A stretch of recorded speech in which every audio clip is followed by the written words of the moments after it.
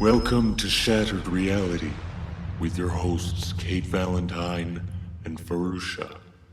Prepare to have your paradigms shifted and your truths questioned. And now, Shattered Reality. Hello, listeners. Today is September 25th, 2018, and most unfortunately, for the second week in a row, Kate Valentine is unable to join us, but she hopes, I just spoke to her, and she hopes to be back with us soon. She is planning on returning as soon as physically possible for her to do so. I just drove here through a passel of rain. I mean, some of the worst rain that I ever saw. And I was brought to mind the old Murray the K intro. Welcome to all you submarine watchers out there. And anybody who's over 40 probably remembers the marvelous disc jockey Murray the K.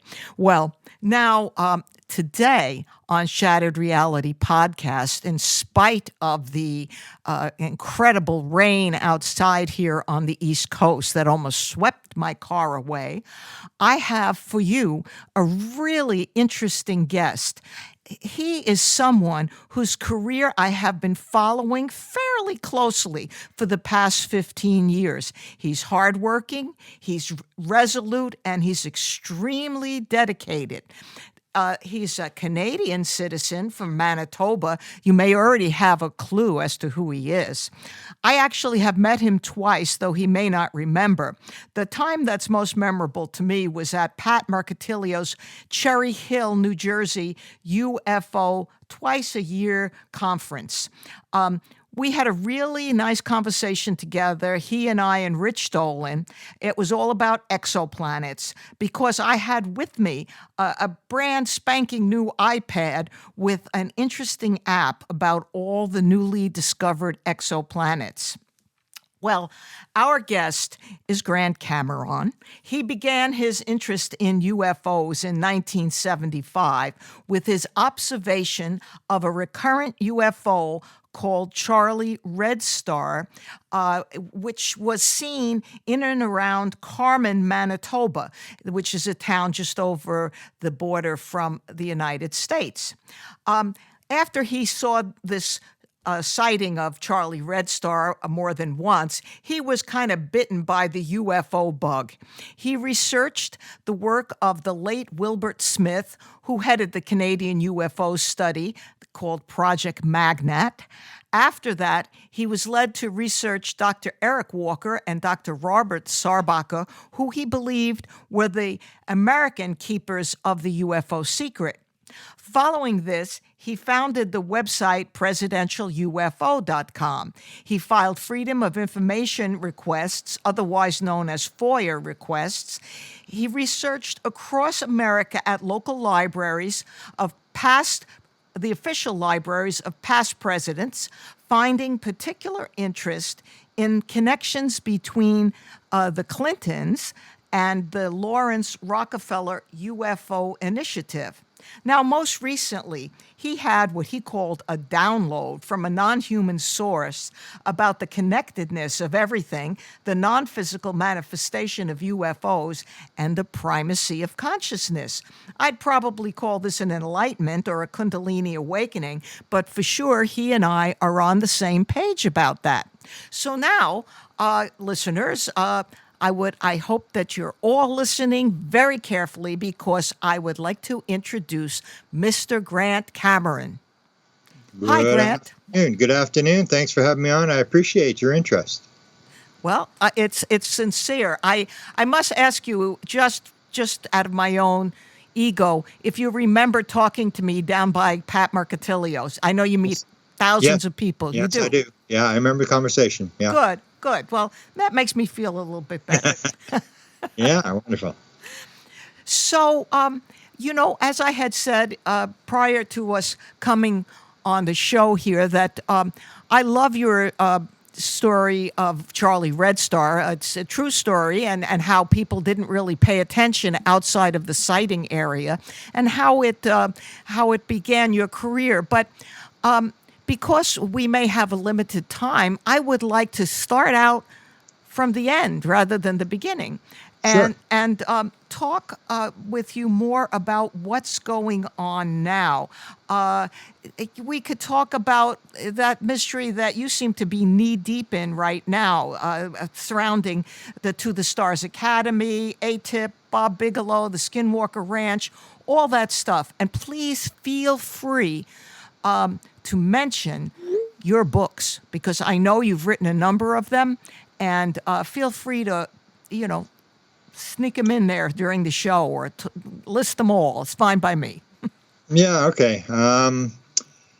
You're talking about To the Stars Academy. I have followed this. I sort of knew about it before. I had written a book called Managing Magic, where I had talked about Tom DeLonge and what he was doing. And this is before he went public with the big news conference, which sort of changed everything last October. And then in December, they dropped the videos and stuff. And I will have a second book coming out, which sort of updates what has happened since my first book, called Beyond Managing Magic.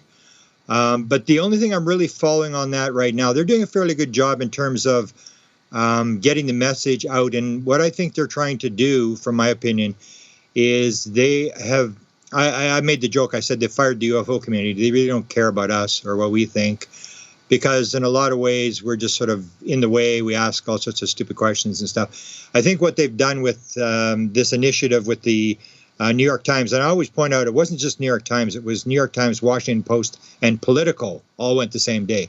And this is a story that took all these news agencies a couple months to do, which means this was not an accidental disclosure.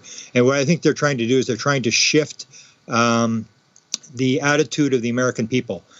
Because if it happens in the New York Times, then you can believe it. It's like if you and I say it, they just, you can see people's eyes rolling back and they just sort of walk away. But if the New York Times puts it out, and I think that's what they're doing, and they're now working on this whole thing. Their latest program is the ATTIP program, which is looking at different pieces of metals. And I guess you're familiar with that. Yes. I have got a fair background in UFO hardware, because when I had my first sightings with the Charley RedStar thing, I tried to get the book published in the 1970s, and the local publisher said, "Mr. Cameron, you may believe in this kind of stuff, count me among the unbelievers." And at that point I said, okay, that's it for UFO sightings. I'm never doing another UFO sighting in my life. Total waste of time. And I went to try to find out somebody must know what I had seen. Somebody must have understood, had the answer to what I saw that night in 1975. And I chased the Canadian government through a synchronistic event that my father was a pilot for the Canadian government, and there was a radar tech who worked in his office who had a sighting, and my father wanted him. He said, "Oh, Ernie Epp wants to talk to you," and I went and talked to this guy, and it was just an ordinary sighting. And then you get these bizarre synchronicities that happen in ufology. He said, if you really want to know what's going on with UFOs, you should study what the Canadian government did in the 1950s. And I went, "Really?" And he said, "Yeah, I used to work on the program." And I went, "You did?" And I was like, what's the chances, because I'm 1,500 miles away from the capital where this whole thing took place. It all was run out of Ottawa, Canada, which is the nation's capital. And so then I said, "You were working on it?" He said, "Yeah, I was an engineer, and the Canadians had opened up a flying saucer observatory where they had 5 different instruments, and this guy would change the paper in these sort of instruments where they were recording change in gravity, change in noise, all these different things, and they were trying to detect a flying saucer. Then they called them flying saucers or flying discs. Wilbur Smith almost never used the word UFO, and Wilbur Smith was the Canadian government engineer who ran the whole program, who was in contact with the Americans. And so this guy changed the tapes, and he would tell me about the attempts to contact this alien by the name of Alpha that they had made contact with. And during this investigation, I recorded basically as much as I could. I talked to this guy's wife in the 70s. I flew there to talk to, Wilbur Smith had died, I talked to his wife. And it was at that point I suddenly got the story from a number of the insiders. So what happened was they actually picked up an object August the 8th, 1954, coming over this station. And according to Ernie Epp, the needles went right off the paper. It was just like a major, whatever it was a major object. And from FBI documents and Air Force documents, we know that the Canadians actually predicted this would happen. There was a woman who was channeling out of just down the street from Betty Hill in Elliott, Maine. Wow. Who was in contact. And she'd actually predicted this would happen, I think, August the 1st. And it actually happened August the 8th, that there would be this flyby of the station. So anyway, make a long story short, they get this thing, and the government 2 days later shuts the program down and says, we didn't discover anything. There's nothing of significance here. Wilbur Smith is no longer allowed to make statements on behalf of the Canadian government. And they shut this program down. So this is 1954, and Wilbur dies in 62. So from 54 to 62, he gets a group of people, and they're working on a gravity control program. They're working on a detector. Wilbur Smith stated that they were very concerned about our nuclear weapons testing, and that when we detonate a nuclear test, there's a wave that goes down through the earth. It goes up into the air, but it also goes down through the earth. Sure. And you get these areas of reduced binding. So he was very concerned about these areas of reduced binding. He built a detector for this. He built a radio communication device. But the important thing when it comes to the stars thing was that Wilbur Smith was very high level in the Canadian government. He was the senior radio engineer for the Department of Transport. But when I talked to a metallurgist who had worked for them, he had a secret group of people then would work. They had no official position. These were guys. There was a guy from the Defense Research Board who was the guy who did the metal analysis. They had a guy from the Air Force, from the Navy, all these different people who are working on these different projects that they were working on, sort of secretly on their own time. And what became known was the fact that Wilbur Smith was handling material, crash saucer material from the United States. And when I talked to the metallurgist, he said to me, he said, well, don't you know what Wilbur did? And I said, well, he was a senior radio engineer. And he said, no, do you know what he did? And I said, no, not really. And he said, he ran Radio Ottawa. And I said, well, what's Radio Ottawa? And it's basically like the NSA of Canada. It's basically, they were sitting there, because he was a senior radio engineer, they had all these sort of big antennas set up, and they were trying to intercept Russian communications. And they were, like a spy thing. And so he said he had this very high security clearance because he was running Radio Ottawa. And when he was in the United States, he was negotiating when FM radio stations came in the late 50s. He was negotiating with the Americans. So he was dealing with very high-level American people, with basically officials. They were going through the Canadian Embassy. And I recovered all these documents. I recovered all Wilbur Smith's documents. I got all the material that had been written, newspaper articles and stuff. And it's in the thousands of pages of material. And in that material, we actually recovered the actual correspondence through the Canadian Embassy going to what was known as the Research and Development Board. Right now, it would be known sort of as DARPA or as the Assistant Engineering for Weapons, or this sort of thing, where they built the weapon stuff. Yes. And it was headed up at times by Dr. Vannevar Bush, who, if you go back to the MJ-12 document, he was rumored to be the guy who was running the UFO program for the Americans. So anyway, what was happening was he had these communications, and they were sending material to Canada, all these different pieces of material. And Wilbur had stated that in the Pentagon, this is in the early 1950s, they actually had a little museum. One of the offices, they had various pieces of hardware inside. And then I guess they moved all the stuff to Wright-Patterson, then they moved it to Area 51, or however it all worked out. So they've collected a lot of this material. And we even have his son, James Smith, who was the oldest son, who was about, I guess, 17 when his father died, who is on record, on tape, saying, yes, I remember these packages coming. There was lots of material coming from the United States, and they would recover pieces. And so that's what I was sort of working on now with To the Stars, is there's so much crash saucer material. People cannot believe how many pieces there are of this material that are around in different people's hands. And even I think in the latest video that To the Stars put out, they have Lou Elizondo and Hal Puthoff Yes. and Tom DeLonge, and they're running around with these little boxes, and they're picking up these little pieces of material from people, and they're saying they get great cooperation. And there's lots of people who have these pieces of hardware that they have collected, and they're sending them in to get them analyzed. I just want to interrupt you for one second, because earlier on you mentioned the ATTIP program. Now, you know what it is, and I know what it is, but I'm not sure all our listeners do. And it has directly to do with what you're talking about right now. So could you just sort of, tie that knot there? Okay, yeah. Well, To the Stars, they're working on they're working on the videos, and that was somehow declassified by the government. Whatever they mean by the government is moving this stuff out. And then they had some pieces of hardware that Lou Elizondo, who ran the ATTIP program, started to hint that they had this piece of hardware that had great implications for how UFOs the propulsion system is working, like in this big Nimitz encounter that took place in 2004. So what they did as a program is through Hal Puthoff, who's a guy who's got expertise to analyze this type of material. They put out sort of an alert to people: if you've got any UFO hardware that you've got, we can analyze it. And so what they do is they put a big insurance program on the piece of material, so that if it disappears, the person will get $1 million or whatever the figure is, I don't know, to encourage people to hand over the material.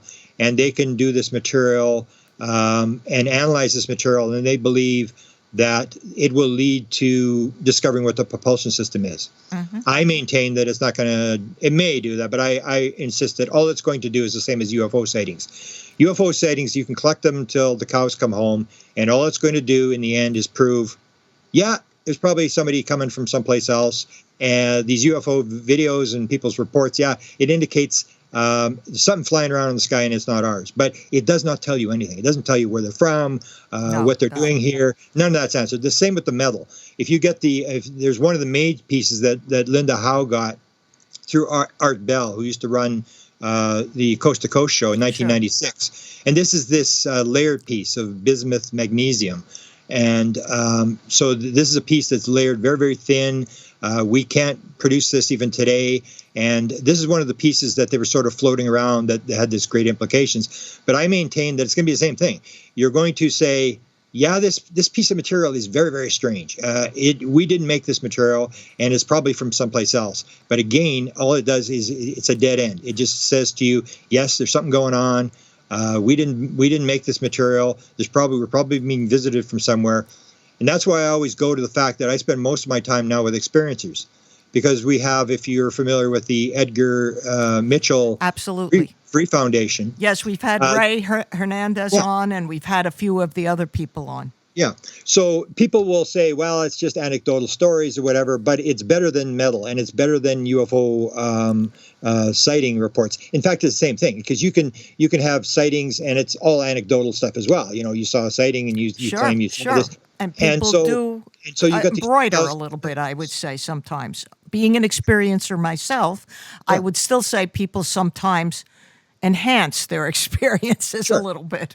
So I say that you take the 4,000 people, and I don't care, give them lie detector tests, do whatever you got to do to verify their story, to see who's telling the truth, who's not telling the truth. But don't ignore these people. These are the people that have the answer. These are the people who are interacting with the intelligence behind the phenomena. And they, unlike the government, won't tell you what's going on. But these experiencers will tell you exactly what their experience is. And if because you're probably familiar with the free data. I'm very familiar with once you start looking at the data, you have these very, very direct numbers that are just staggering. Like, 50% of all people claim that they have been healed. They or someone in their family has been healed. 40% claim they're able to heal people. 42% claim that they have got mathematical, scientific, or technical material in their head that they did not learn in school. 40% say at some point during their experience they knew the answer to everything in the universe. And these are big numbers. 37% claim they've had a near-death experience. And you look at these numbers and you say, this is where the answers are going to be. You've got to do this sort of thing, or how many have paranormal experiences, how many can channel. There's all these bizarre things, and that's where I think it goes. I I largely agree with you, very largely agree with you, because as I said, I am an experiencer myself, and we've had like 5 people on, at least from Free, over the course of the last several years. I would say I've got to stick in 1 or 2 things there, Grant. First thing about the metals. The metals are interesting to me primarily because of the possible isotopes that are not found on Earth. And the only way I could see, if you're thinking nuts and bolts, and I'm not sure that this phenomena is all one thing, but and I'm not generally thinking nuts and bolts. But if you are thinking nuts and bolts and you find these isotopes from somewhere else, maybe there's a place that you can identify with a spectrograph of some sort if this isotope is present on Zeta Reticuli or something. And then you might be able to extrapolate something from that. But if it's not nuts and bolts, and most of it probably isn't, then certainly the experiencer route is better. Yeah. But if you're looking at, spectrographic analysis of other planets, that's still going to be a ways off. We're pretty far from that. So it's a long way. And you do have the thing, because Jacques Vallée did the lecture of something that sort of got me down another road. And he talks about the isotopes. So you have the ones with the isotopes are completely out of the range of anything we have on Earth. And he talks about extruded metals. So there's 3 different types of metals I think that are looking at. So you're looking at UFO hardware that's crashed, say Roswell or Del Rio or any of the famous crashes that supposedly happened. You got that. Then you've got the stuff that they did, the analysis on the implants from Roger Leir, because Bob Bigelow put a lot of that money into Roger Leir. So they've got the analysis of all that stuff. So that's your second type of metal. And then the third type of metal is these extruded metals. And this is the one that really made me come up almost with a whole new theory. And my theory, because I hate acronyms, so I hate this ATTIP. I can't even remember what it represents. It's some bizarre bunch of words or whatever. So they use this acronym, and so I made my own acronym. It's TUTOW, TTOW, the theory of wow, and it links into this whole thing about the extruded metals. So you have a number of these cases, and I'm giving a lecture this weekend in Vancouver, in 100 Mile House outside of Vancouver, Canada, and I'm giving it in Irvine, California next week, and I'm going to go through this whole theory. And what I'm sort of proposing is that when it comes to what the intelligence behind the phenomena may be doing, it's really not doing anything except making us go, wow, because it's not really landing on the White House lawn and telling us what's going on. It's dropping these little breadcrumbs. And one of the ones is that I don't think you can define any other way except by this theory, is this thing about extruded metals. And there's a lot of this stuff. Jacques Vallée has a number of them in his lecture. And what this is you have a lot of cases. You'll have like 1947. You have this UFOs flying along, and all of a sudden it looks like it's going to crash. Almost like the idea with a bird with a broken wing and is trying to get you away from the nest. It gets your attention. This UFO is flipping around, and everybody's watching it. And holy cow, it's going to crash! And all of a sudden it sort of stabilizes and shoots out this metal, and then flies away.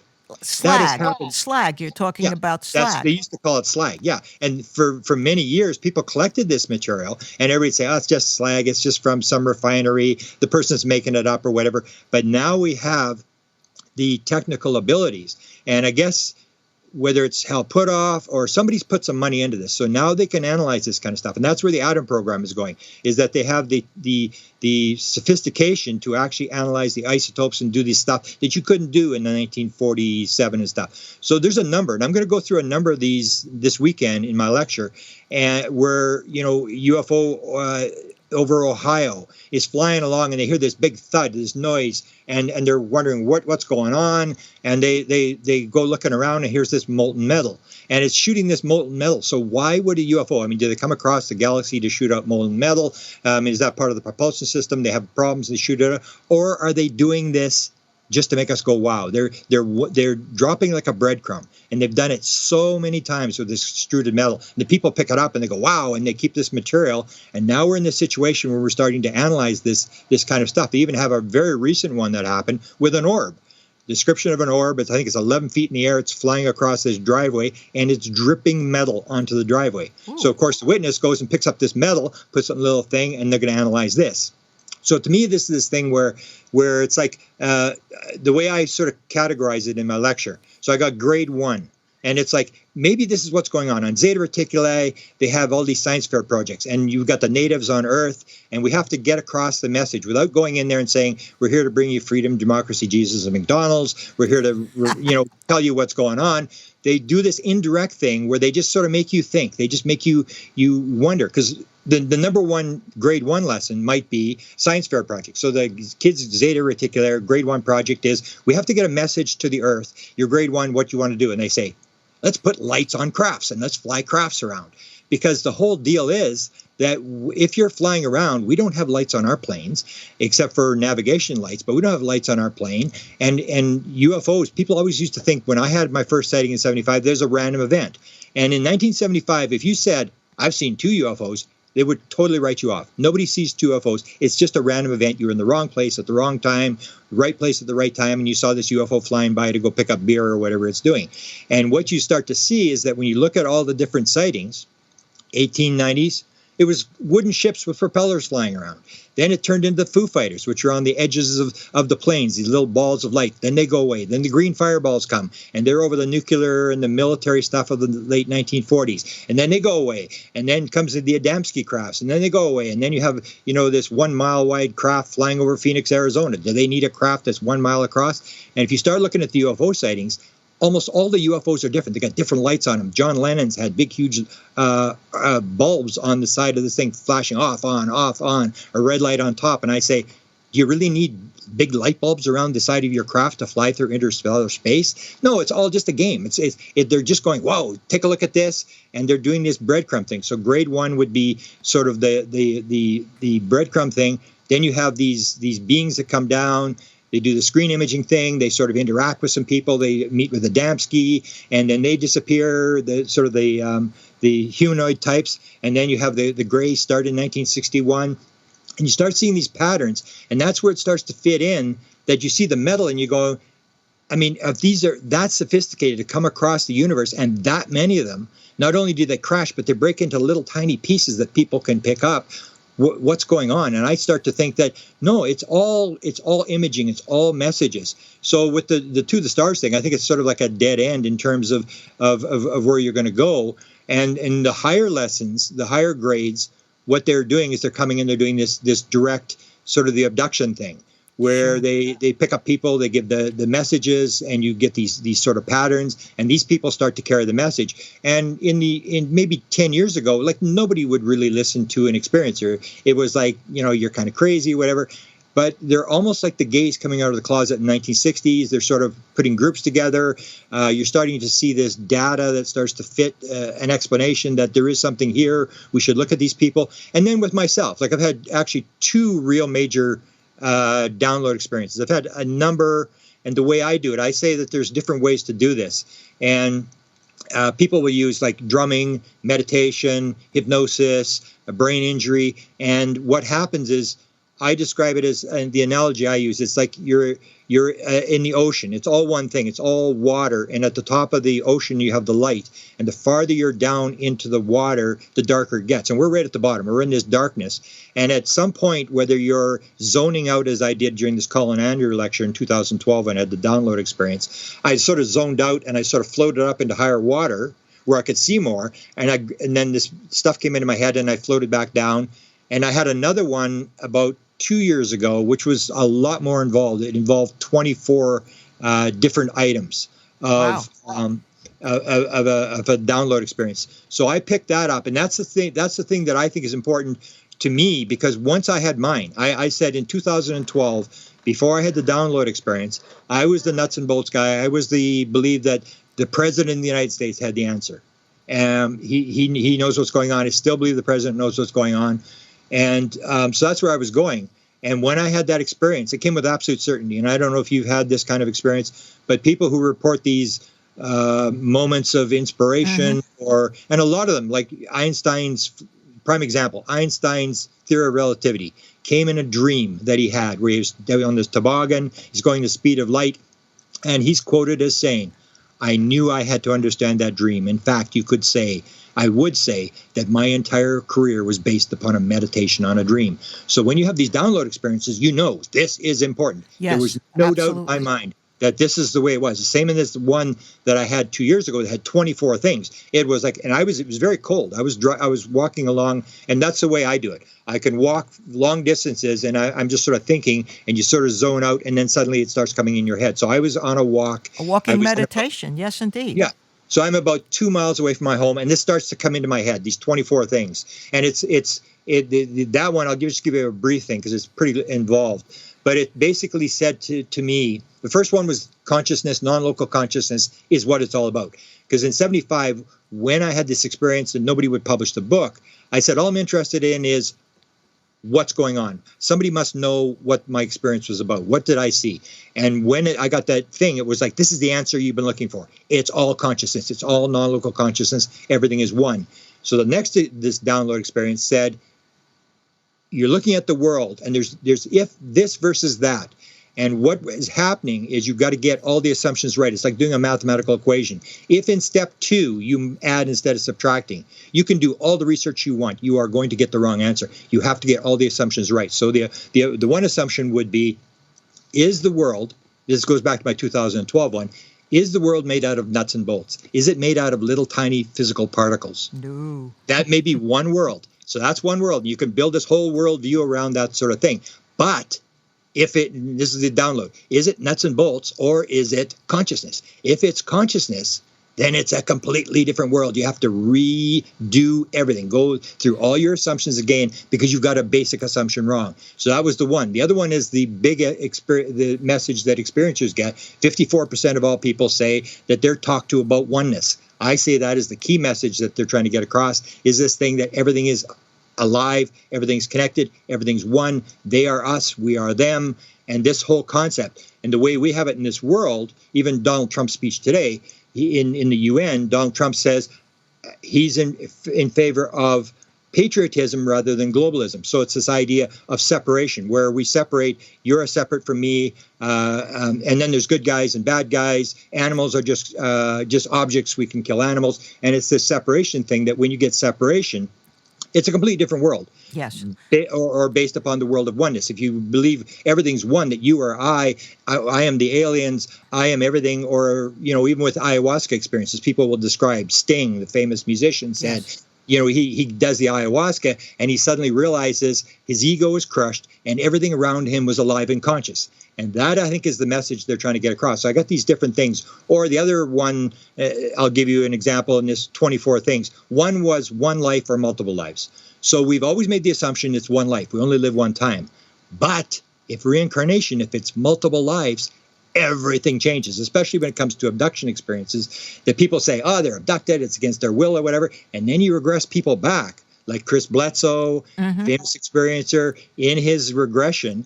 It was done by the associate of John Mack, Michael O'Connor. He said, when did you first meet these people? And Chris said, they have been with me since before I was born. Okay. And you start talking to experiencers, and a lot of them, when you regress them back, Kathy Martin said she really, didn't know whether this is true. So she got a regression, and she got regressed back to when she was born. And she said, I was really shocked to hear myself say, yes, I agreed to do that. I agreed to come in to do this. So if it's multiple lives, then everything that happens to you in your life is really not random. It's things that you're choosing to do to learn lessons. And so you get another thing is the world random or is it not random? If you're, say, an experiencer and you predict that I'm going to have a car accident in 3 days, the world is a lot less random than you think it is. We assume the whole world's random. We build our whole world view on this randomness thing. Maybe it's not random at all. And that was these things. There's 24 things. Is it this or is it that? Is it this or that? And so I'm sort of putting these together now. And I'm doing a presentation online that will be at my White House UFO YouTube channel, where I'm going to go through about 12 or 13 of these things that came into my head. And that's where I'm at now. It's more like a philosophical look at the whole thing. What does it really mean? Because people will get into, like, for example, with the To the Stars or whatever it is. It's like, well, when are we going to get disclosure? When is the government going to, tell us? And basically, it's like, when are they going to tell me what I believe is true? And basically, when it comes down, and I always end my lectures with this, when it comes down to it, it really has nothing to do with the government. It's like, are you going to get up and do something finally if the government discloses? What the government does has nothing to do with you. It's what are you? It's multiple lives, you came into this world to do something. You're going to leave this world. They're going to ask you, how did you make out? Because you put all the players, you set up the whole stage and arranged all this thing to learn whatever lessons. And they're going to say, how did you make out? And you can't bring up Hillary Clinton. You can't bring up the government. You can't bring up the dog ate my homework. You can't bring up any of this kind of stuff. It basically comes down to, I came into this life. I have something that I plan to do. And am I doing it? And that's all we have to really worry about, that we're sort of externally motivated, which I guess would be one of the other things. Are you internally motivated or externally motivated? I think that the the call to the UFO area is something that is coming to certain people. I had witnessed UFOs when I was in my teens and had some, not abduction, but experiencer situations with other beings when I was in my 20s. And I kind of ran away from it because it frightened me. But then, around 15 years ago, I was suddenly reawoken and I had to do something more with it. Thus, here I am on this show, basically, which involves consciousness and UFOs and past lives and NDEs and all that sort of thing. But in the interim, I felt like I, too, was given a gift, which was the ability to do readings for people, which I have been doing ever since my teens, ever since around the time of my first UFO sighting. So yeah, and that's the thing is I always ask experiencers, one of my first questions when they say an experiencer, I always say, do you believe you have a mission? And almost everybody will say, yeah, I think, like a lot of people say, I think I do. I don't know what it is. And some people like you have sort of figured it out. And that's where I'm saying is that in the end, if you're way ahead of the crowd, if you suddenly realize that you have some sort of thing that you're supposed to do, that's where it doesn't become random, where you're chosen to do something, you come in. And a lot of people believe it's sort of like, I'm a victim, this happened to me and I really don't want to be a part of this. And it comes down to taking personal responsibility for where you're at. And the experiencers have much more of the answers, I think, in terms of even Ray Hernandez. You get these bizarre synchronicities where it shows the world isn't really random.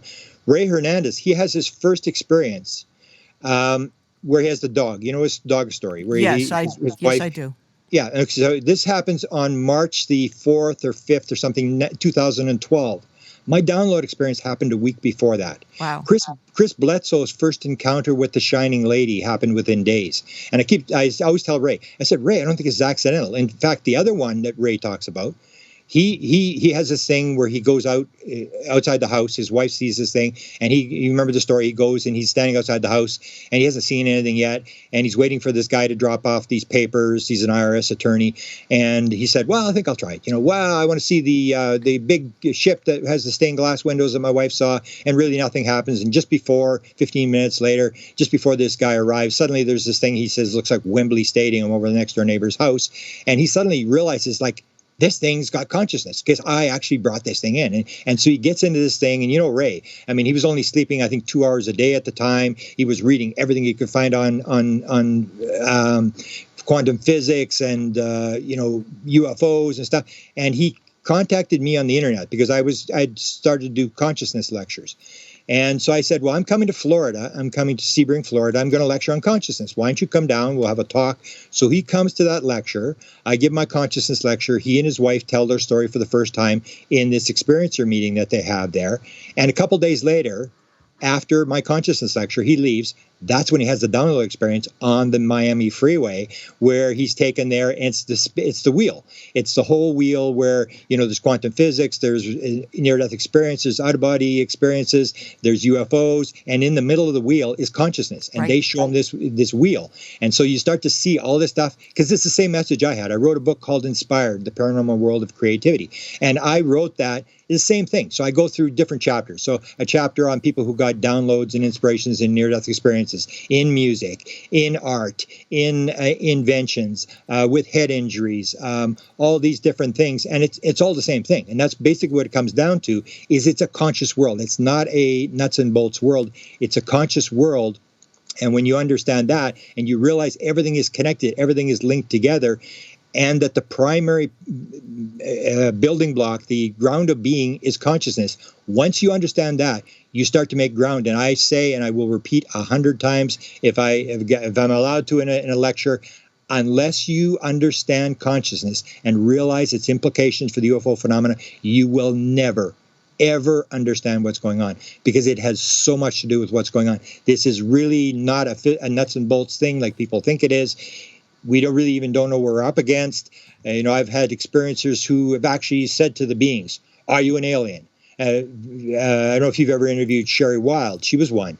She said to them, are you actually an alien? And he said, "No, I'm not." And she said, "Well, why do you come dressed as this ugly gray looking thing?" And he said, "Ugly gray thing? You ever looked at yourself in the mirror?" Because she's got big teeth. She says, "You ever looked at yourself in the mirror? When you smile, we think you're going to eat us." And you get these people getting these indications that maybe it's like, where does the screen imaging start and the alien ends? Or you have an alien that turns into a ball of light and disappears. Well, is it a ball of light or is it an alien? And if it's a ball of light, does it eat bacon, eggs, toast, and coffee in the morning? And you start getting these cross that they're in sort of another world, almost like Bashar, the great channeler, said. Yes. We come to you in your dreams, because now you're in our world. So they're in this world higher up in the water, closer to the light. They know more, they can see more, and they come in and they can move back. And we think we're stuck in this physical world. That's all there is. And that's where you have to I think people have to realize that this consciousness thing is the link. It is the key to put this whole thing together. And that's why I'm so happy that Ray put this. He's a fantastic guy in terms of, I don't know if he sleeps or not, but he put out this book called Beyond UFOs. And 800 pages, right? Yeah, and it's all about consciousness, and that's what I said. This is the story. They read this whole book, and John Alexander does an article in there, and Rudy Shield, and all these people. In fact, a couple of the authors are actually dead now. That they wrote their articles, and they're now in there. But it's all about this consciousness link, and that's where we have to go. So it's kind of candy to watch the the hardware stuff with the recovering metals, or look at the latest UFO video or whatever. But in terms of getting answers, you get the situation where, for example, 40% of all experiencers say at one point they knew the answer to everything in the universe, or 22% of them say they knew the answer to everything about themselves that ever existed. If somebody is given access to the answer to everything in the universe, then the aliens have opened this thing up. They have allowed you, and I would say it's higher consciousness. It's like all the answers are there, and it's a matter of tapping into the thing. And that's what we have to learn, is that we're just stuck in this world with a bunch of bad beliefs and a bunch of bad assumptions, and we're sort of like just watching the next video and the next thing, and that people like Ray and the Free organization, I believe, are on the right track. And it all happened at the same time. His story started basically the same time as mine started. There's this woman, Bettina Aguilera, was running for Congress in Florida for the GOPs. She lost the primary, but she was actually, the Miami Herald actually backed her.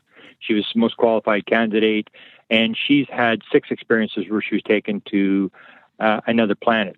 So I had a number of conversations with her, and one of the things she brought up was the fact that one of her major first experiences happened exactly the same day as Travis Walton was abducted.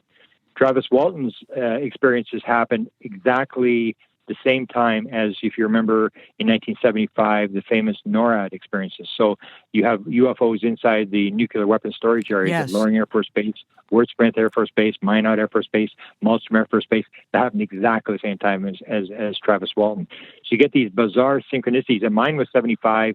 Bud Hopkins, and this is an example that shows that it's almost like they're dropping little crumbs. 1975 is when Bud Hopkins started his abduction research, and the way it starts is very bizarre. He has a sighting in 1964, and when you hear him describe that sighting, you go, this guy's an experiencer. There's no way this thing's hanging above him, above the car, plain daylight, saucer just sitting there, sort of just, he's motivated to go read UFO books.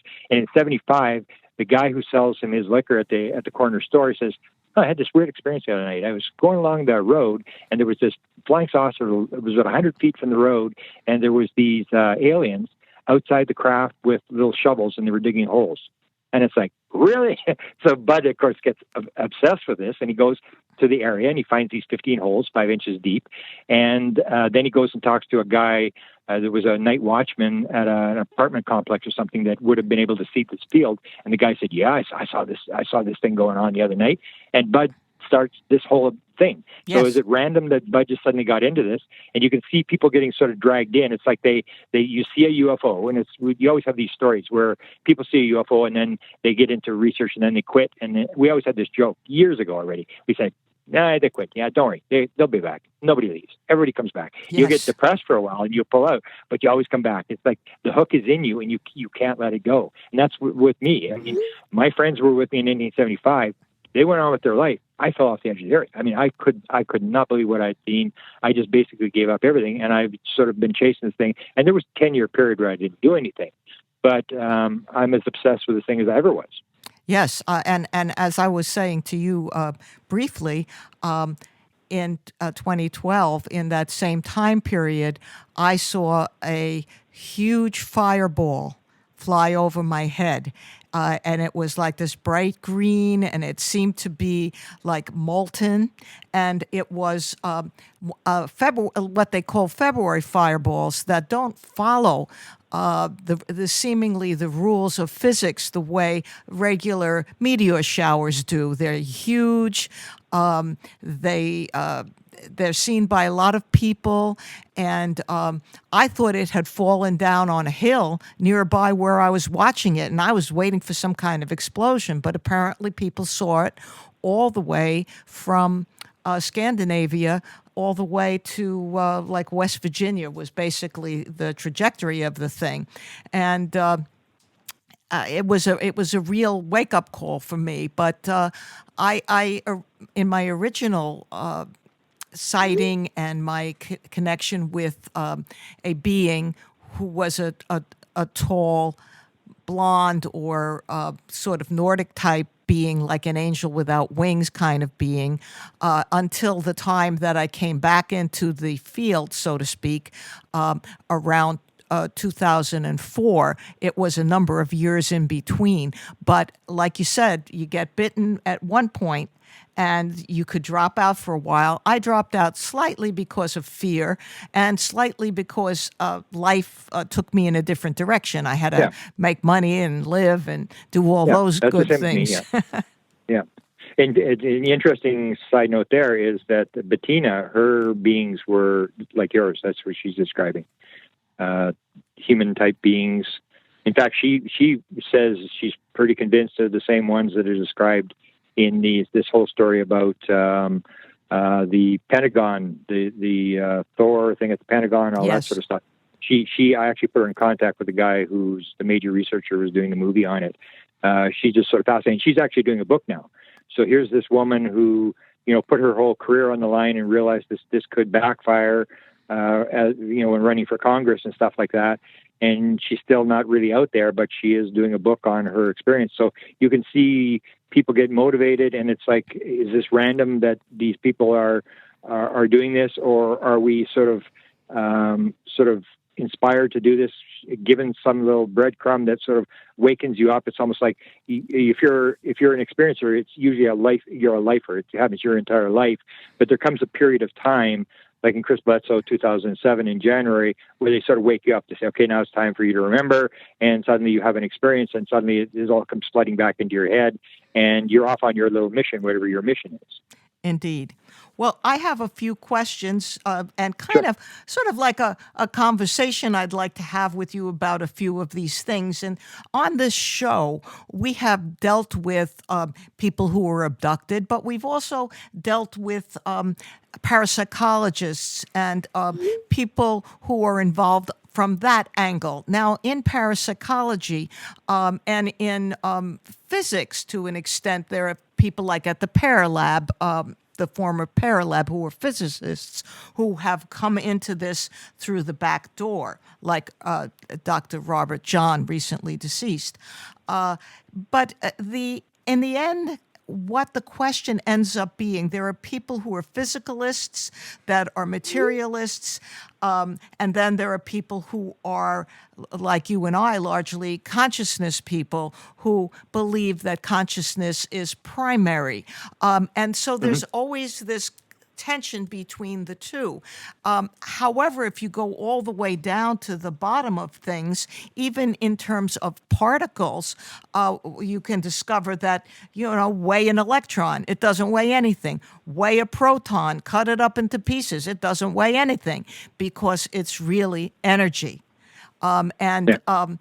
When you get to that, then the next step, I guess, beyond energy is totally non-physical stuff. But since matter and energy seem to be totally, interchangeable, that's, I guess, the first step in this direction. However, what I want when I lecture on that, I usually talk about the famous dual slit experiment. When I lecture about this, I talk about the sort of the primary element of consciousness, that when you have the dual slit experiment, it's a quantum wave. When you try to make a measurement, when you bring an observer in, then it turns to a particle. And so as Wheeler, who won the Nobel Prize for physics, and he was the guy who came up with dark holes and wormholes and all those theories, said it's a participatory universe, that consciousness forces the wave to turn into a particle. And it also proves to me that particles at the quantum wave is actually conscious, because it knows when there's an observer and it knows when there's not an observer. When there's an observer, it'll turn to a particle. When there's no observer, it'll stay as a wave. The same as the other big experiment is the entangled particle experiment, where you send a particle in one direction, an entangled particle, and another one in the other direction, say a photon or whatever, and you change its spin. You change the one spin, the other one could be on the other side of the galaxy, and it will change its spin. Yes. Which sort of throws this whole thing about time and space out of maybe we've got that all wrong as well. And I say, well, that also proves that the photon is conscious, because it knows when you're fooling around with its buddy. When you change its buddy's spin, it immediately changes. So it knows what the other side is doing. And that's this whole thing, that everything is conscious right down to that level. And so when it comes to the sort of the battle of sort of the physicalists who are in the field and who are still trying to hedge it as sort of a material thing, that consciousness, the brain creates this consciousness rather than the other way around. I say basically it comes down, I say the UFO cover-up is got nothing to do with the government. The government would disclose if you would give them the opening to do it. I'd say the media really doesn't. If it's a big story, they'll run the story. The key element to the cover-up is the scientific community. So I was looking it up the other day, and to go to Harvard or to go to MIT, it's like $46,000 a year. So if you go to Harvard or MIT for 4 years and you spend all this money, plus the amount of money it takes you to live there, whatever, and then suddenly someone says to you, everything you learned at school is total nonsense, you're going to fight back, because that's I call it the secular Sunday school. I mean, you've been embedded with an idea that everything is physical, and these professors that you sort of held up to be really smart guys told you this, and it's very hard. You can see this in politics, that people just become more embedded when you start arguing politics, whether it's one side or the other, on their view. Yes. That very few people ever change. It's almost like, I think Max Planck, who was one of the key guys for quantum physics, said, science advances one funeral at a time. And I think the UFO community is the same thing. And that's why I think it was so important what To the Stars did. And I think it was Jim Semivan who set this thing up. These three newspapers to all go the same day. And what you're trying to do is if you're a Republican or a Democrat, you don't go after the other side's voters, because they ain't voting for you. What you do is you go after the swing voters. So you may have a 10% or 20% part of the American population who really don't have any vested interest in UFOs. They really don't know. Those are the people you're trying to swing, the swing voters. Just move those people, gradually move them farther and farther. And it's like the whole consciousness thing, where you get to a certain point in a consciousness thing where it suddenly flips, where it's like I always say, like, when did African Americans get their right, and when did gay rights suddenly get acknowledged? And people go, I don't know when it was, 15 years, 20 years. It's just going to sort of happen, and people just sort of accept it, and then they're going to say, well, a culturization, sort of. People want this thing where somebody's going to stand up and do it, but that's really not the way it works. The government never leads; they just follow. and it's coming from the bottom. And that's what the intelligence behind the phenomena is doing, is they're coming from the bottom up. They're shifting consciousness. They don't deal with the government. They're dealing with people one at a time, and these messages are coming, and the people tell your stories. And that's why they tell these bizarre stories. That's why you have these bizarre incidents that happen to you, where all they want you to do is go and tell your story to 100 people. That's why they abducted Travis Walton, I believe, for 5 days, because they went, wow, if we abduct somebody for 5 days, man, that thing will be on the front page. And Travis, to this day, is still the most famous lecturer there is. Everybody wants him. Every weekend he's doing something. And if he'd only been taken for 2 hours, you never heard of Travis Walton. So They're doing this kind of stuff. Or Chris Bledsoe. Chris Bledsoe, the Warner Brothers wants to do the movie on his story. Very bizarre story. And they say, we'd like a sign. Can you get them to give us a sign? And Chris says, oh, I guess so. And he meditates or prayers or whatever he does. And the very next day, the tree starts to burn. And this tree is burning 3 times in 6 hours. And they're trying to put this tree on the inside of the tree, which had half fallen down, had a UFO ring on it underneath it years before, and half the tree had died, and then suddenly it's on fire, and the branches, there's a hole through the top, and the fire's coming out the top of the trees. And they go back to the scriptwriters at Warner Brothers, and they say, you know what happened last night? This weird thing, this tree kept burning, and we stuck the hose in there, and we put it out, and then we'd start fire on it. And he said, thank you, that's the sign we wanted. And that's why I always said, that's what they want to do. They're just doing this weird thing. The wow So factor. when I'm with Chris Bledsoe, where I'm with Chris Bledsoe in 2013, and I really don't know him. I'm just going past his place. I said, Chris, can I stop by and see you? I want to see this burning tree. I'm taking pictures of the burning tree, and we're in his house, and we're playing on the computer, and his wife is gone. His kids are all like university-age kids. They're all gone. We're sitting there by ourselves, and we're playing on Facebook. And, I'm just ready to go to Florida to lecture, where I would meet Ray. And then I said to him, or suddenly I hear him say, what are you guys doing back in the house?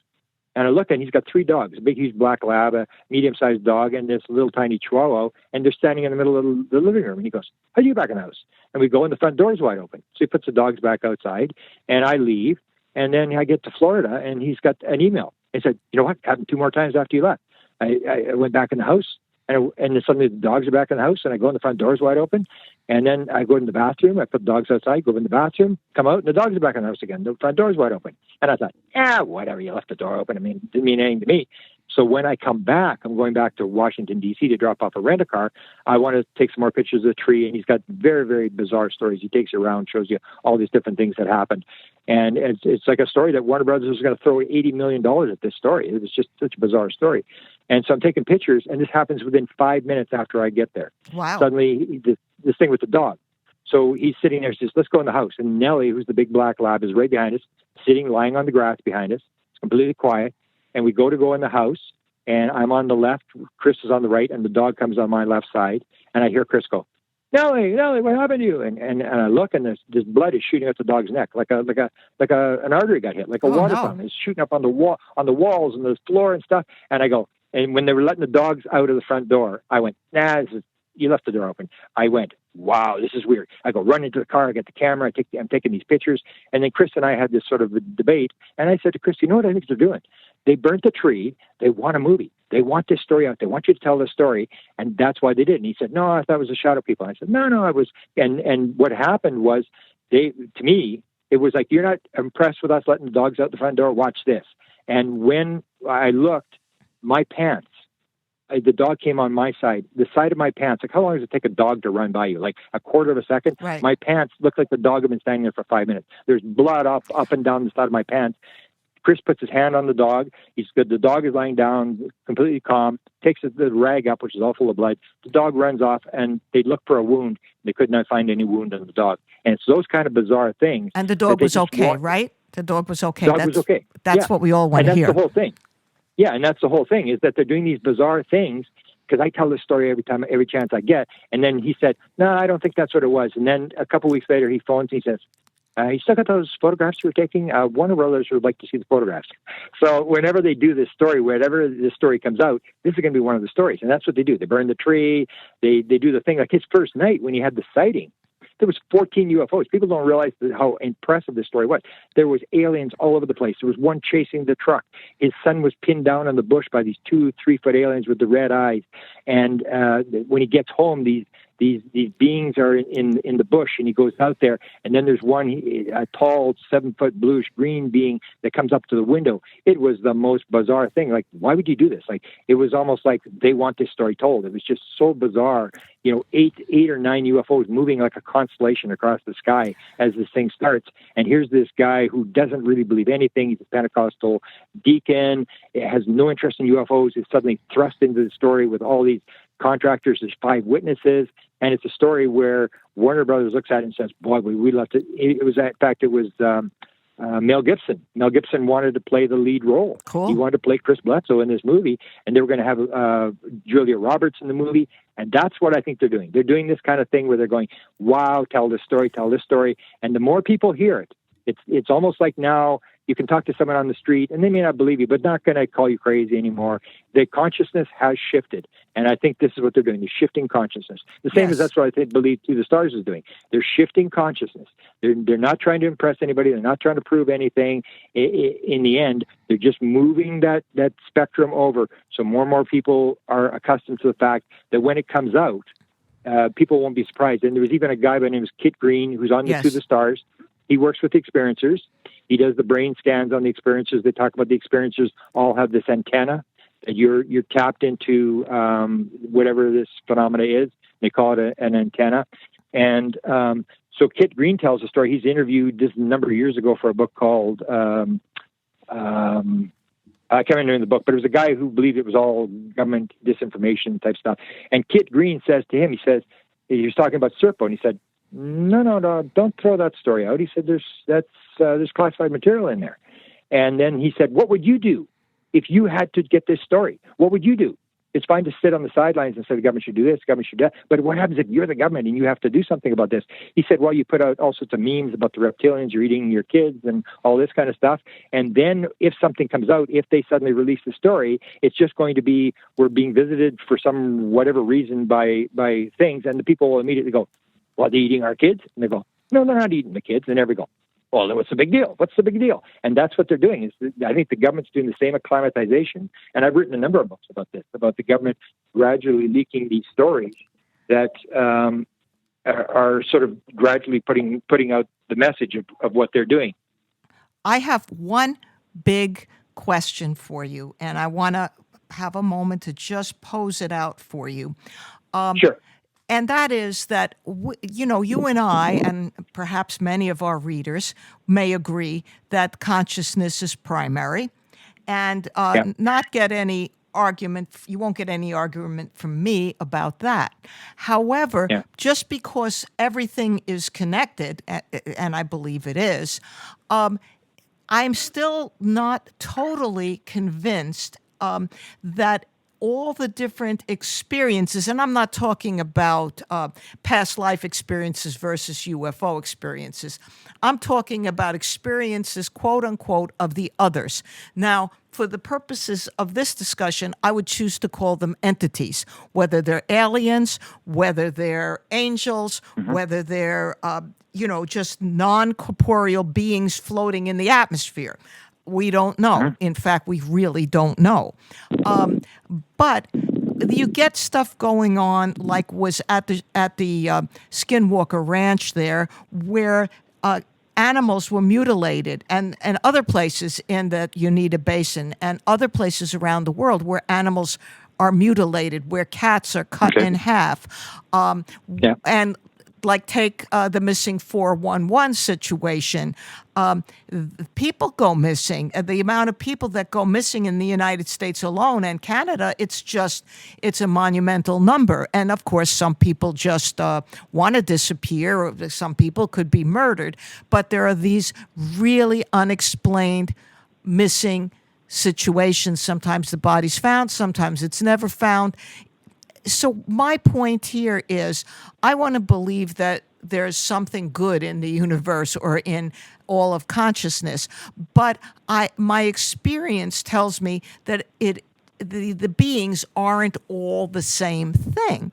So that like when at the Skinwalker Ranch, the some of the one fellow, he found out that he had sort of like a hitchhiker on him, and he went home and he was having all kinds of bad experiences, and even his children were having bad experiences. How do we put that together in Grant Cameron's world? How does Grant Cameron put that together? Okay, I think it's grade 6. You do this kind of stuff. Okay, let's do Skinwalker Ranch first. Okay. And you talk about manifesting. So if you know, I've done a lot of research on Mission Rama. So Mission Rama is the same thing. So the Skinwalker Ranch has the portal, and you have this sort of being coming out of the portal, and it's sort of scary type stuff. And so you've got guys there who are walking around with guns. They're all military people. It's a completely different world. If you get the Mission Rama stuff, and these people, they meditate, they're oming and this sort of stuff, and they're opening these zendras. They call them zendras. There are no mutilated animals. There are no, scary things coming out of portals and stuff like that. And so it may come down to the fact that you sort of manifest what you've got. So the Skinwalker Ranch is a completely different thing than the Mission Rama experiences. There's two different types of people manifesting what's coming out. The whole thing with the evil aliens and the abduction stuff, if you look at the abduction stuff, and that's the hard one to deal with. So you look at, and we say, okay, there's evil aliens, as above, so below. Then there are these actual aliens, there's good aliens, and then there's bad aliens, and that's the same on Earth. So then I immediately say, well, which race on Earth is evil? The idea that there are evil races, to me, is absolute xenophobic racism. It's just crazy idea. I mean, you have in the world, the way the world works to me is it's reincarnation. So you have beings reincarnating over and over again, and they do good things and bad things. So Sure. There's been 10,000 cattle mutilations, and we say, this is horrible. Let's let the cows vote on this. Let's let the cows. There's going to be 200 animals a year. Cows are going to be mutilated by aliens. Or if you go with the humans, it's 41.7 million cows a year in the United States that are killed. 9 billion chickens. 4,000 cats a day are euthanized in the United States. And we say, oh, we euthanize them. We're not killing them. We're just euthanizing them because then they're objects. We don't really need them. There's too many cats, and we do this kind of stuff. The other thing about the cattle mutilation is if you start to look at what is actually going on, what is really going on, you start to look at Perkins. I can't remember his first name. Perkins says, and he's got John one of the Perkins? biggest catalogs. He's a big cattle mutilation guy. He's got one of the biggest. David Perkins. David Perkins. He's got one of the biggest catalogs of cattle mutilations in the world. He says all cattle mutilations happen downwind and downstream from nuclear power activities, accidents, nuclear testing, and stuff like that. You take a look at the NIDS report. Said they thought it had to do with mad cow disease, that someone was doing a monitoring program. So you have this monitoring program that somebody's running around, and that's why they take the tongue, that's why they take the genitals and stuff, because these are the new tissues that if you're going to find some sort of contamination in the soil, that's where you're going to find it. The key to the abduction thing is people only tell half the abduction story.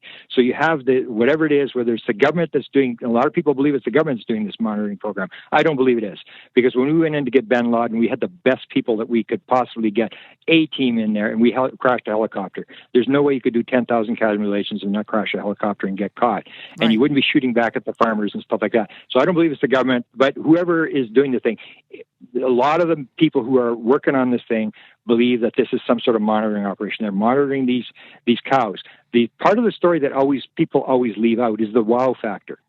So, and I've asked Linda how this lots of times, never gotten an answer. I say it's actually 20,000 mutilations. So you have to go in there, you get the cow, you pick up the cow, and then you fly off. You do whatever you're going to do to the cow. And the question is, why do they come back into the war zone? Why do you fly back in, whether you're the government or the aliens, and drop the cow in the front yard of the farmer from 100 feet and drive this thing into the ground? Because they want Linda Howe and Perkins and all these people to take pictures, and they want people to publicize this thing. That's why they dropped the thing. If you're an alien and you need this cow for whatever purpose you're going to do, we eat them and then say they're using it for genetic stuff. why do you come back and drop the cow? It doesn't make any sense. You've got the cow. Go and, make it vaporize or put it in the ocean or something like that. They come back. It's the message that they're dropping. That's why with the cats, why would you drop the cat back in the front yard? It's always this messaging thing that there may be a message behind this. It's not that simple. And when you look at the reports that are done, it seems to have something to do with monitoring. And the other thing, when you get this manifesting thing, if you listen to Chris O'Brien, he wrote these 2 big books on cattle mutilations. He says he has yet, and one of the biggest cow breeds in the world is the Brahman. There has never been a mutilation of a Brahman. And there's been, and he says 1 out of 20 is reported. So you're talking 200,000 cattle mutilations, according to his stats. Never a single one in the world has been mutilated. And why might that be? Because the Indians consider them to be sacred animals. Oh. And so it comes to the idea, we treat them as meat, and we mutilate 41 million a year, we cut them up, and then we eat them. And there's never been and he said he's looked and looked and looked, he's never seen. And he actually says there may be a religious aspect to this whole thing. So cattle mutilations is a hard one to work on, and I'm working on looking at this thing. So I would say you've got to look at the dropping of the cow is the part that everybody always wants to have the thing about what did they take and why would someone do this? We're the good guys. We're killing all these millions. We have a legitimate reason, but they couldn't possibly have a legitimate reason to do this. And you look at the studies. You have this. Can I be the devil's advocate here? Only. I don't know. I'm not saying I believe this. I'm saying I really don't know. With the dropping of the cattle back, some people posit that the government does that so that the farmer can get the money and the insurance by giving the body in. Well, but according to O'Brien, most cattle farmers don't even report them. Okay. He figures 1 out of 10 or something, or 1 out of 20 are reporting these things. And the risk is, and this is this thing about the government doing it, where I don't really believe it, is that you're going to go in there. This is 20,000. And you remember when we went to get the Iranian hostages, we crashed all the helicopters. Mm-hmm. We had the A-team with the top helicopters and the top people in the world. We crashed a helicopter. What's the chance that you could do this 10,000 cattle mutilations over all these years and get caught? I say simple. You take a look. If this were confirmed, that you crashed a helicopter, if it was the government doing this and they crashed a helicopter, can you imagine this story on the front page of the New York Times? The American government mutilated 10,000 cattle and they were shooting at farmers and this sort of stuff. The government falls. There's no way. If you take a look at the guy who ran the bin Laden operation, and his name is Raven is his name. He did a thesis on, I guess a master's thesis on this whole thing. He said you reduce your program to the least risk. There's no way in the world, I think, that the government would do this. The amount of risk of crashing a helicopter and get caught doing this is way beyond. What all you have to do is you say, okay, Chris O'Brien has got 120 cattle, and we need one of his herd. He's going to sell the cow. All you do is get an inside at some guy in the auction house, and when his cow comes through, you just buy it. Why would you go through spending billions of dollars and risk getting caught mutilating people's cows and then dropping them in the front yard to intimidate the thing? And there's all these reports of the shootouts. Why, if you're the American government, why would you be shooting at the farmers? Can you imagine if that story were to break? It was the end of government. There'd be millions of lawsuits, billions of dollars worth of lawsuits, and the government would fall. I agree with you. I was just being the devil's advocate because I know that we get that's people. But people always bring that up, that they believe this is the government. And I remember Bill Moore, who was famous in the 80s, and he actually had worked for the CIA. He was brought up this thing about, there was one where they found the gas mask, and they found some radar chaff in a cow's mouth. And they said, well, this proves it's the government. And the government may do stuff like that where they want you to think it's the government. But Bill Moore said the same thing. He said, there's no way the CIA would do something. The risk is way too high. All you have to do is go buy the cow. Why would you do this other stupid thing and risk getting caught? Because in the 70s, now there's, and the other thing about cattle mutilations is, I don't care what anybody says, they have basically stopped. You have cattle mutilations in Argentina. But in the 1970s, there was there was farmers standing out there, and they were shooting at anything that moved because they were so furious. There was cattle, 75 again is the biggest year of cattle mutilations. It was when I had my sighting, all these things happened in 75. And the risk that you have in going in there, but a lot of people will maintain this is the government. And I say that doesn't make any sense either. But the thing that I always say to people, you have to explain to go to that cattle mutilation is, why are they dropping the cow? Why are they going back in and taking the risk of dropping this cow? And even Linda said the last time I talked to her, she said, they're taunting us. And that's when I got the idea. I said, that's right. That's what they're doing. They're taunting us. They're basically sending a message, whatever the message is. You're contaminating the world. And you and I may not know why that cow got mutilated, but I can guarantee you someone in the government is going, did you see where that cow ended up? Did you see that? And they know exactly what the contamination is. They know exactly why these things are dropping. Same as, why do they shut down our nuclear missiles? They're sending these messages over and over again, doing these various things, and it's the message. But people get caught in the sort of the eye candy, the mutilated cow, or the story about the missiles being shut down, or the UFOs or the lights on the UFO and stuff like that. We get caught up in these sort of things when in fact the actual story is, what's really going on? What's the message behind who is it, and what are they trying to do? To me, the more I look at it, the more I absolutely think that it's all messaging. That's all they're doing is they're raising consciousness. They're leaving messages. They may be like with experiencers. Why would they show someone a screen? 39% of all experiencers see the screen, where they show this environmental devastation and all these sort of things. Why do they do this? They're putting messages across, and they get this person, and the person carries the message, and it may not be a completely true message or whatever, but they're manipulating people's consciousness. They're moving consciousness, and basically the two major messages are they don't want nuclear weapons, and we are destroying the ecology of the earth. Those are the two main messages, I think, and the message of oneness, that we have to realize we are all one, that we are not, I'm a Canadian, so I'm better than you, and you're an American, you're better than me. We're all one, almost like Reagan said, how the world would unite if we were faced with the threat of an alien invasion. We'd all realize we're just God's children. Yes. That is the bottom line of this thing. We are all one. And with the reincarnation thing, I say to people, if you believe there's evil others out there, if there's a reincarnation thing, what happens if you come back the next life and you're one of those evil beings? Are you then evil for the rest of eternity? To me, it's reincarnating. It's people doing various things. And in every race, there are no evil races. There are just people who are there, and they're based on beliefs. So we would do stupid things. Like, Hitler believed, he had this bizarre belief that the Jews were the problem. And it's based upon a belief.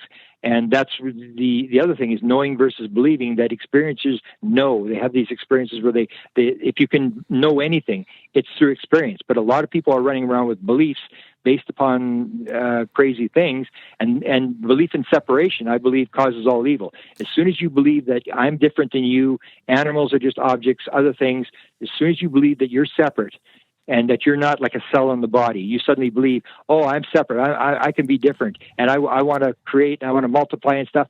Then it becomes like in a human body, a cell that decides it's not part of the one suddenly becomes a cancer cell. It starts duplicating and starts taking over and stuff like that.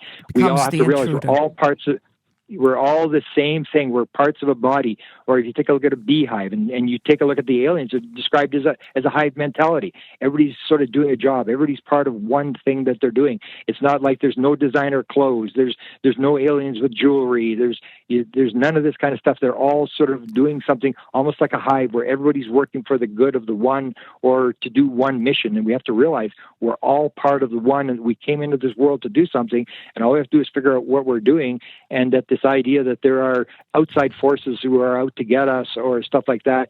If you have a world of reincarnation, you come in and you may choose to be handicapped. You may choose to be abused. You may choose to do whatever, to experience whatever it is. That if it's a multiple life, then everything becomes experience rather than good and bad. That you can learn from all the bad things that happen to you. In fact, you probably learn more from the bad things that happen to you from the good things, because when you have good things happen to you, you just think, oh man, I'm just so smart, and you go into ego. When your ego is crushed, when you get into bad things, and you suddenly you start to learn, that's when you learn your lessons. So in a reincarnation world, it's all lessons. It's all, and beliefs are what determine what we do. And we've gotten some pretty bizarre beliefs, and I think we're at this turning point in history where they have come in and they are trying to send these messages across to stop before it's too late. Well, Grant, this has been fabulous. I think that ending with the concept of oneness is a good place for us to pause. And by pause, I mean, I'm hoping that you will come back on Shattered Reality, perhaps when Kate is here too. Unfortunately, as mentioned before, she's unable today. And I'd really like to speak to you more about these things because I share much of your viewpoint. I am mostly not a believer in anything. I proceed from the point of not disbelief, but open belief. In other words, whatever could be is, And that's what you have to do. That's what you have to do. So, do you want to mention your latest book, or maybe the Charley RedStar book, and Well, my latest book I'll just give you, and then we'll leave it at that. Okay. And most of my update material is on my White House UFO YouTube channel. I put out a lot of updates. I do a lot of PowerPoint things where I go through, like the download. I'll go through the whole download experience that I had and stuff like that. But my latest book is Tuned In, the Paranormal World of Creativity, where I got a message from an alien through Chris Bledsoe that the message was in the music, and that it appears that musicians are somehow being used by the others to get messages across. So that's my latest. I do a whole thing on paranormal and music. Sounds great, Grant, and you have an open invitation to come back and speak with us again. I have great respect for your tenacity in the subject. Like I said, since I was called the second time to get involved around 2004 or so, you have been one of the people I have been following in the field, and I really admire your energy, your tenacity, and I think you're a great guy. So with that, we're going to say goodbye to you from Shattered Reality. Beautiful. And I'll speak with you soon. Beautiful. Thanks for having me on. My pleasure. So, ladies and gentlemen, that was the very interesting, fascinating Grant Cameron, and we do hope to have him back again. And we also hope that by our next show, our co-host, the marvelous Kate Valentine, will also be back. Don't forget to like us on YouTube and on Facebook, and to check us out on our websites, shatteredrealitypodcast.com and shatteredrealitypodcast.wordpress.com. And, give us a comment or write us a note if you would like to be on and give us your experience on our Listener's Corner at the end of the show. We invite you to do so. So with that, I'm going to say goodbye from Shattered Reality.